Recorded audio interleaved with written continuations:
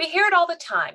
The riches are in the niches, and that it is important to know who you don't want to do business with just as much as who you want to do business with. Today, our guest is Mark Chyz, president of CM2 Media, and we are going to get into that. Welcome to The Real Bottom Line, Mark. Thanks for having me. I'm super excited, and we start out the show with a little history, and I'd love to hear, how did you get into owning your own company? Have you always been an entrepreneur? No, I had visions of it when I was in my teen years. I was delivering papers. I was doing stuff on my own. I worked in retail. I've always been big into sports, so I worked in sporting goods stores, and that taught me so much on the sales process, but also value. And then working with two very different entrepreneurs. One type who was very, doing his books every night, every piece of, every detail covered, but very cheap. Right. And wouldn't spend to do anything. And then you had the other guy who was more of a cowboy. He'd light up a cigarette on a blowtorch in front of a client and just be like, he knew these are the skates you need. His sales tactics were incredible. So, but he wasn't so organized. Right. And it was just like two different types of people. That was very inspirational. And then I wound up working for two very large organizations through my growth in many different job titles. One ABC Radio in Detroit, and then in doing sports radio. And then at was now Caesars Entertainment in Windsor, in doing many different positions there, from bussing tables to valet parking, to then working into what was the multimedia department, to then getting so much in education, and that into, like, I always loved when I was in school of the entertainment, the video, of the marketing angles and commercials and all this stuff. So I was very much into that through my high school and university years. So it's like this job then let me really put a lot of it together, the radio piece, to talk to people, to go interview people, the all that we had from working with entertainment to doing sound and lights and corporate functions. And I got a gamut of experience, and then it led into web design and doing video for web and being on all these video shoots and stuff. And it was just like, let's put it all together, because, like, let's go back to where it was. And my dad was talking at one point of leaving his job and starting a business. And it was just like, it was always very interesting to me. And then when I started getting, like, at the casino, like, oh, I got them to pay for courses. They had the education post, after work hours to go educate yourself more. So I got more of that done. And I was like, well, I can do this on the side. And so I need a website. Can you do that? And I said, yes. So it started very freelancy in 2005, then became into building a business and weaning off full-time work hours, to then when I met my now wife, having that it's time to go and start a full-fledged company with, you're not having this full-time job and doing it as a part-time thing. And that was in 2012. So there wasn't a jump off the cliff moment, though. I had clients. So, when I moved up to the Greater Toronto area from Windsor, I then, had a client base. There was money coming in. So it wasn't that just like, I'm going to do this today kind of thing. And I had some experience of dealing with people and clients, and, the managing your own money and the accounting piece of it, but it was just going to be a lot bigger with more, I guess, pressure into it, because now it's like it's all that you're doing. And that was in 2012. So here we are 11 years later, 11 years as a corporation of CM2 Media. Wow. How many people do you have working with you now, Mark? Do you have a balance of employees and independent contractors, or how does that work? We have a mix. Yeah, we have 8 full-time employees, and those are like the day-to-day. We made a lot of decisions over the years, especially COVID changed this business a lot. To the day-to-day task-based marketing, you need to be in touch with the clients. We need to be doing social posts, blog writing, website updates, all that stuff. Those need to be people that are full-time, that are in the office, and we come in twice a week now to go over stuff. And then we have up to 14 contractors. Not all of them are working on a daily basis, but we've got a great loyal group of contractors that stuck with us through COVID, that for many different reasons, they work from home. They're not interested in being an employee. They have a couple clients that they work with, but they're very dedicated to us. So it is a mix, and it's like where the best fits are to, who does what kind of thing. In the Business Value Amplifier program that I run, we talk a bit about doing, like, narrowing the product shelf and just getting really, really good at that. And I think that's something you've naturally done, Mark.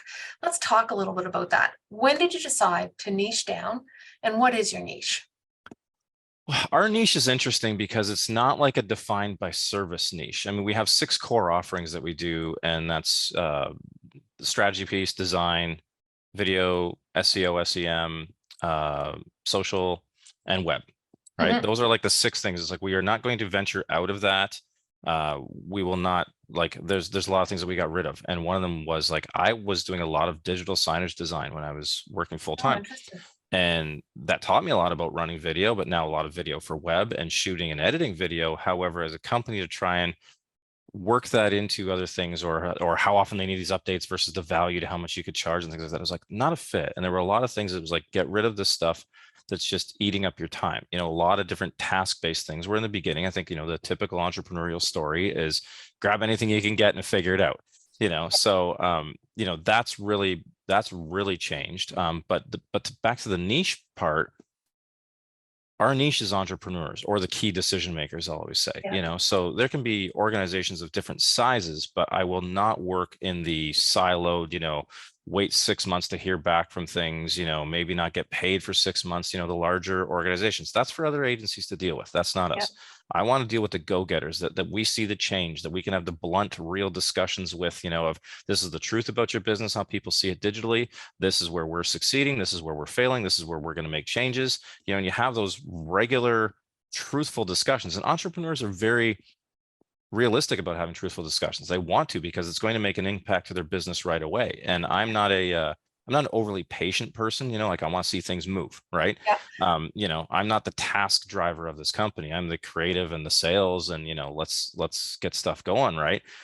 So I understand where we need to be and with who, and that is it. So, like, often now when a client approaches us, say they find us via Google or social media, I'm vetting them as much as they're vetting us, Yeah. right? Because I'm not interested in problematic relationships. There's nothing with drama, nothing with things that just get too much attached to it. So feeling out the people, who they are, how they run their business, just their persona, their energy, everything is like that's a very important thing for us. Yeah. We've learned over the years of the people, your worst clients will also be your biggest energy suck, right? And they take the Mm. most time, and then often they're ones not paying anywhere near as much either. So we've really learned to avoid that. And it's an interesting thing. Right before this, I've been doing I've got a client ranking list, and literally that, like, helps us make decisions on how much time you've got to give. Is something urgent for a client? We don't deal in fires, but if you got to make a decision of how much time I'm putting into something, go back to that list. That's fascinating. Okay, so even though it sounds psychographic in the sense of you're looking for someone with a certain mindset and a certain approach to growing their business and wants to engage at a certain level, as opposed to say, oh, they're in this sector and they have this much this much in sales and da da da da da. It's more about the mindset and can they write the check? And will they write the 100%. check? Right. Absolutely. Yeah. And to not have to constantly convince, right? Right, Convincing is, if you need to be convinced with marketing, it's like, we're not a fit, because I'm not right, going to keep trying that battle, right? right. Like, ride with us. We're experienced. We have a great team. We're very responsible to our clients, that, we're not here to make Google and Facebook rich. We're here to make your business money. So let's spend these. We need to use those avenues for things, right? Yep. But let's spend your dollars appropriately. So, Mhm. budget's always one of those questions that people, what are you going to spend? Like, well, let's figure out these numbers, but where to make an impact, and do it, bell curve it in, develop a trust with the clients, right? Because it's just something that there's too many unknowns that they, and a lot of entrepreneurs by nature are control freaks. So they don't like to let go of things, right? You Well, talk it's about Mark. very hard. Yeah. But I do like the idea of ranking your clients at some level, but I'm sure it doesn't get shared. But what are some of the criteria that you use to say these are really good clients? Like, what makes them get, how do I get to the top of the It's list? literally, it's like an analytical list of 10 categories, but they're not weighted equally. Okay, And it's not done oh, you spend this much, so you go on the A list. Like, right. the spend is part of it, of course. We're all in business to make money. However, what is your energy? What is your reliability? Do you pay on time? Are you a teammate in this journey? There's a lot of things that are more of like that.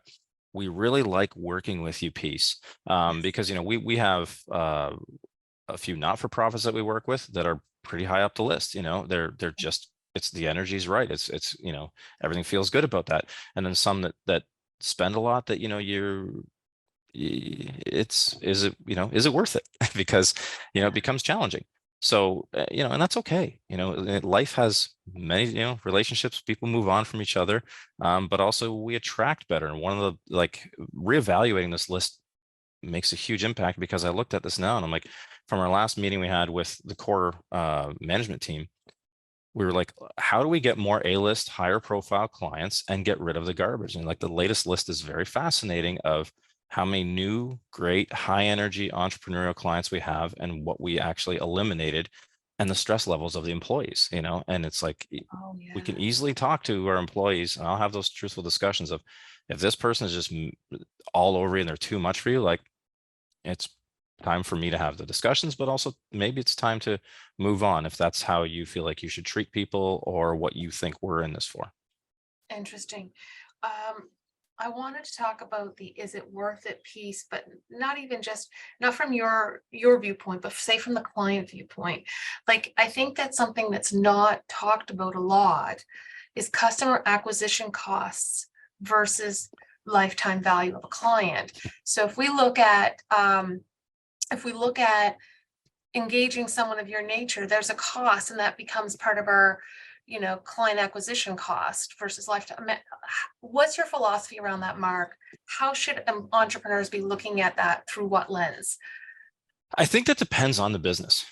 Truthfully, we work with a lot of service-based businesses, B2B type businesses, and then, you've got like ones that have residual, built into them, right? Like if you're an appointment based, landing a client once can turn into getting a whole family in there for, whether it be through benefits, whatever it may be, if it's therapy, if it's dental, if it's legal, whatever it may be, residual clients.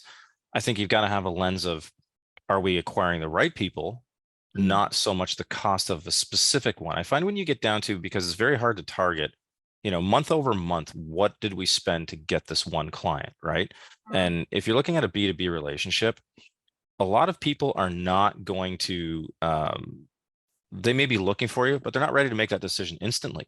mm, So, you may have to have a couple follow-up calls, meetings, things like that. Like I don't track my time and that kind of stuff, because it's like, do I enjoy it? Do I feel like it's going to be worth it? Right. mm, We have a fixed marketing budget to what we will spend on our own marketing, and we like to apply that model to our clients. So when they come back to us and they say, well, who does this well? It's like, go look at our own, right? Go look at what we're doing on LinkedIn, go look at our website, go look at our SEO. Like, how did you find us? Right. So mm. then it turns into, oh, this does make a lot of sense. If you take care of yourself, you're far more likely. It's like if you're going to go to the gym, the trainer better be fit, right? Yeah. Well, what also strikes me is so often in a lot of places, it's the cobbler's shoes, so to speak, in that even I see some marketing agencies, their marketing isn't the best because they're so busy working on other things. Whereas you're like, no, this is our billboard, man. So Exactly. we're Yeah. gonna spend the time and effort on that. Well, right. Even today, this event that we were at Friday, like we're putting out our own post of us being there. Focus, get the client stuff out the door first, but it's like we can't miss this opportunity to show that we were there and we were the ones doing this, right? Yeah. So, it's very important for your own marketing to show through what your capabilities are, right? If you don't have, like, it's to me it's funny, like so many web design agencies or marketing agencies, like their websites are poor. Yeah. And it's like I don't know. I mean, look at it. Like, do I want to hire somebody that can't provide their own great website? Yeah. About prioritization. Mhm. Um, you've mentioned fixed budget. How do you set that budget, Mark? Are you setting it as a percentage of your sales in a particular month or year? And how far in advance are you setting that budget? We go in quarters. Okay. So we look at the next quarter, we set goals for the quarter of, inbound leads, the quality of them, what they are. This is like an ideal client relationship too, that, that how many leads did you generate versus what your sales team closed on. You Mhm. need to know those numbers, for sure. But that's why I say, Yeah, like, month over month is a little bit, it's not not telling, long enough. it's not long enough. It's not telling the entire story, especially when you're looking at relationship based businesses, right? I mean, how many people would you go to and say, oh, I Googled it and now let's just go, you know, right? You want to have conversations, or you want to find out more about them, or look at their testimonials, or even like one thing we do, I will offer, do you want to talk to some of our clients? Get their story. Don't just listen to me try and preach what we do. It's like Yeah. anybody can be a great salesperson, but talk to the people that we actually work with, and they'd be like, You'll know, you'll find out." It feels you're very confident about this stuff, Mark. Where did that come from? Have you always been confident about the work to that point, or, you Well, I know, mean, as you grow, yeah. you learn so much, but you have to pay attention to the lessons and apply them. And I mean, I've learned to let go of a lot of things. A lot of entrepreneurs just want to hold on to everything. And Mm, I've learned to let go of things, like using project managers as an example. We've got 2 full-time project managers that are amazing. It's like, that is not for me. Like, I am not that checklist every day, be on top of people. I am not. I want to go, go, go, go, go. So sometimes they'll throttle me back. But yeah. knowing my weaknesses to then where I need to hire, right, and fill in around these people. But we have a great culture, right? So when you say, where's the confidence come from? It's a cultural thing of our company values to align with the types of clients that we want. If I find that you're a little sketchy, or your product is something that defies some ethics or ways, things that we believe in, it's like, we're not touching you at all. You've got to be just as interested as we are, right? We know we've got many success stories. We will make it work for you if you're willing to be an active participant in it, not just you go do what you do, or you want to be too involved, right? There's a nice place where you need to be involved as a client, but you can't try and take it over, because, like, and again, you said this right at the beginning, a lot of people think they can do it, you know and it's like, most of you can't, or you don't even have the time to do it. Some people are incredibly talented, brilliant people, marketing minds. They just don't have the time to do it because they're so into all the other things that go into their business, right? So Mhm. maybe be involved enough and have the confidence of what we're delivering, that matters. So going back to what you said about the confidence piece, it's really in our team, Mm. that we, I know that they're working hard, they're dedicated, they care. And that's one of our company values, is the care factor, to make sure that everybody that cares about every client that we have. So that's why I can easily say that, yeah, confidently, I know we can deliver for you, or maybe you're not a fit and we won't work together. What does if we go into digital marketing, right? So you talked about web development, content strategies, SEO, SEM. Tell me more about SEM versus SEO, because that sounds interesting to me. Well, the SEO piece, the Google organic results, it's best to have a mix of both. And the SEM piece is more of the paid ad side of, Oh, okay. whether it be banners, Facebook, Google, Instagram, LinkedIn, Pinterest, so many different places to do your advertising now. Even, Amazon, you can advertise in there. The SEM piece is the paid ads piece. The SEO is the organic piece. And it's good to have a nice mix of both if you have the budget.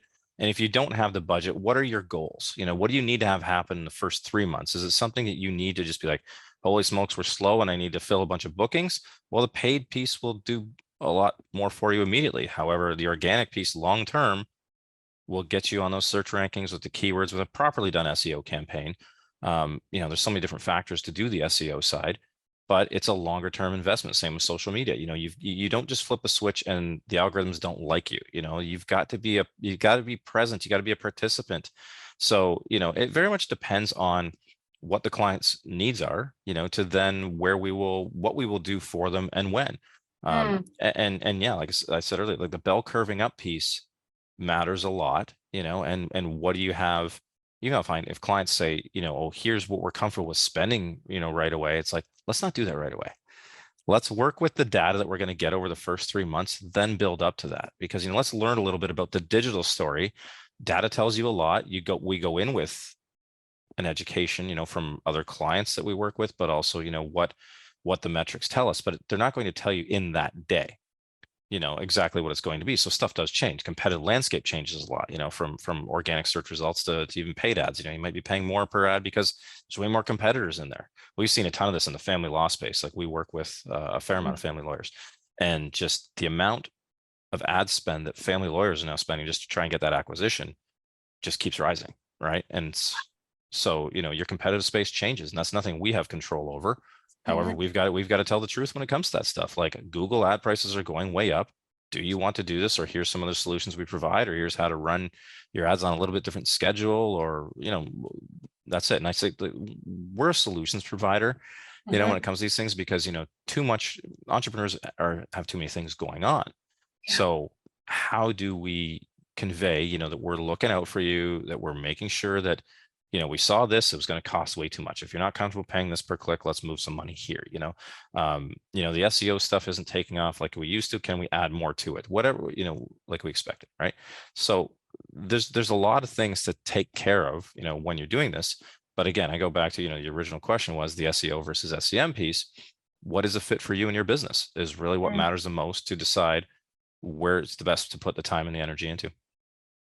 Well, okay. I always found SEO overwhelmed me. Like I felt like there was always so much to it that it was like almost became I'm not doing any of it because I can't figure it out.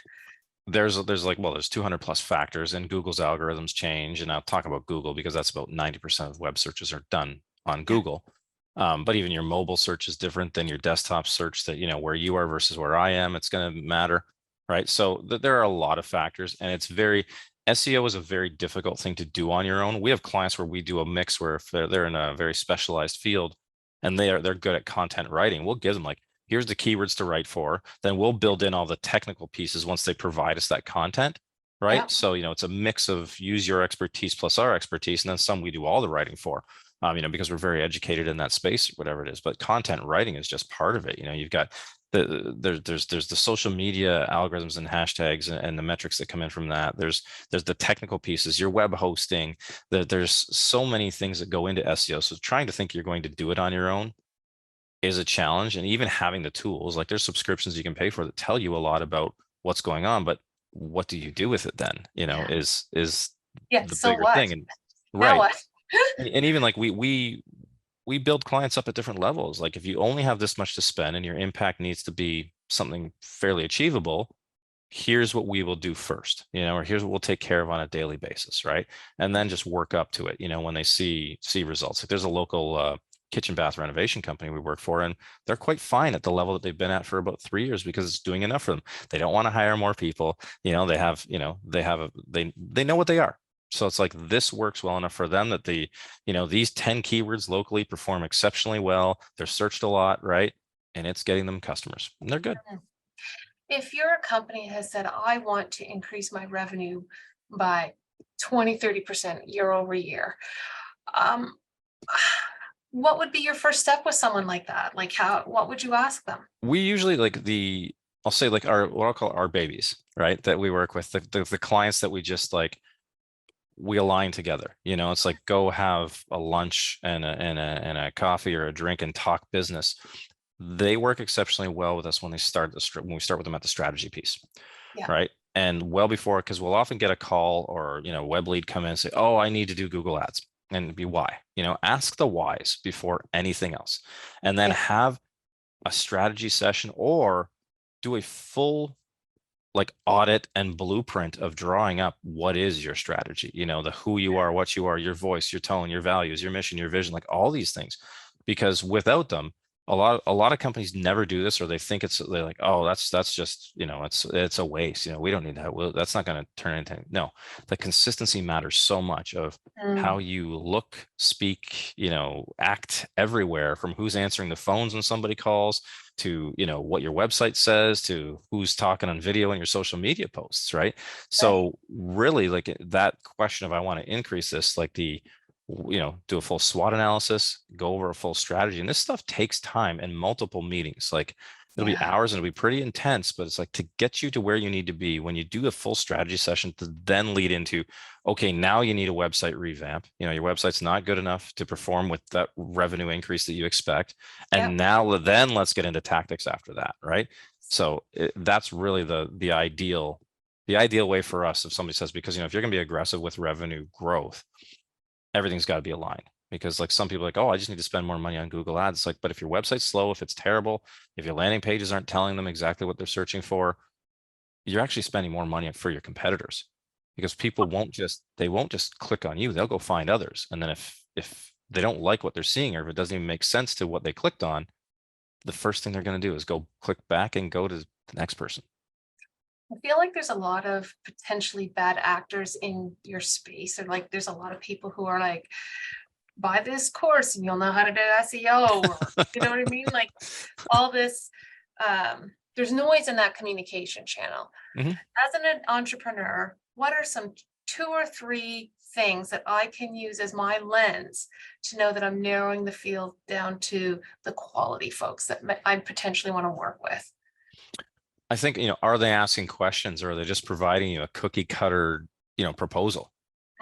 We don't cookie cut anything with clients because of that. Every business is unique. Your location is unique, like how your website is performing. Like there's so many different factors. So if somebody wants to get right into be like, here's a quote, that's a major warning sign, right? Like, and if they're not going to invest a little bit of time learning about you, I mean, I don't, I wouldn't like it the other way. And I always relate to, or if they want to lock you into a contract right away, Mhm. lock you into something long term. And, as entrepreneurs, we really don't like that. So if I that's do one have of commitment issues, Mark. a lot of these things are like, yeah, like you're going to be cookie cuttered. You're going to lock me into a contract. You're going to spend 2 seconds and tell me what I need. It's like, that's not real. Like you're raising a lot of red flags. There are a lot of, I don't know what the proper word to be used, but like in this business, we deal with a lot of clients that come to us to say, oh, I'm not happy with who's been doing my work, or I've had a freelancer, or if, I've had an agency that didn't do this. And like, let's say I was doing SEO, and I'll say,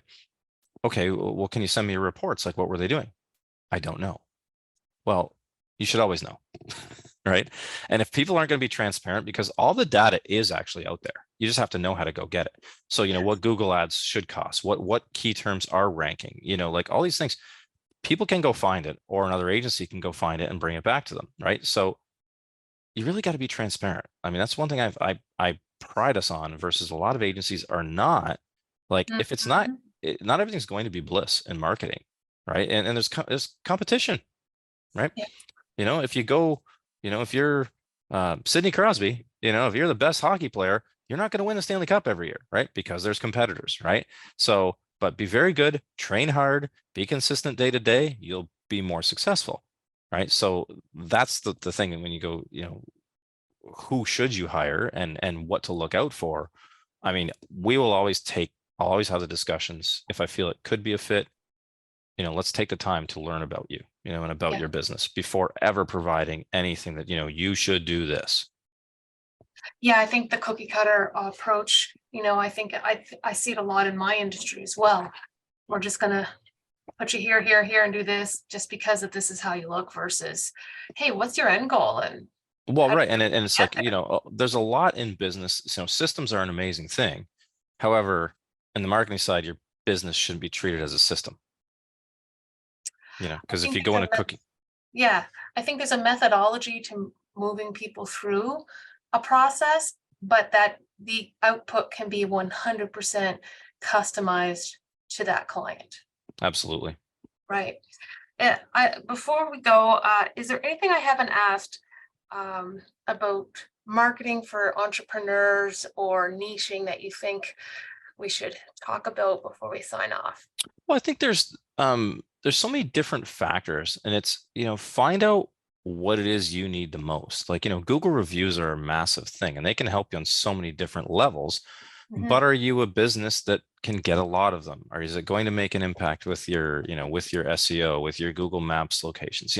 So the point is that it's just got to be, you've got to open your eyes to say, I need to talk to a few people. I should talk to multiple agencies if I'm looking to hire them, Mhm. right? And in the digital marketing space, if I'm going to look at doing something on my own, maybe talk to somebody even as a consultant for a bit to find out where are you going to put your best time and energy into something, or then grow it to a point where now I need to, farm out some of this to somebody else. But do your research on it, and there's plenty of tools out there. There's a lot of things that can help you make decisions. And again, I'll say with any entrepreneur, trust your gut. You know, does it Mm. does it feel right that this is the organization for me, that it's not, because so many people just want to jump into getting something done immediately and they feel like it's just going to make a great splash, but I think really take the time, to make the decisions with who you're going to work with. Awesome. Thanks, Mark, for your time. So we could go on for hours about this, I'm quite sure of it. But I think the real bottom line here today is you need to start with strategy and vision. Oh, that's it. And that's why I say, I use the term our babies, right? Because we grow together. Once we start with a strategy and vision, and you start adding more things into it. And there's a few organizations that I could use as examples of just like how much it changes in a year. And if you give it a true year, but you start with strategy to having a great website, to then going into the tactics, whether it be social media, video marketing, SEO, SEM, whatever it may be, the impact you see if you stick with it for a year, it is impressive. But it's just a lot of people don't want to wait. Being impatient with marketing is not good. That's the second bottom line. Thanks so much for your time today, Mark. That was great. Thank you.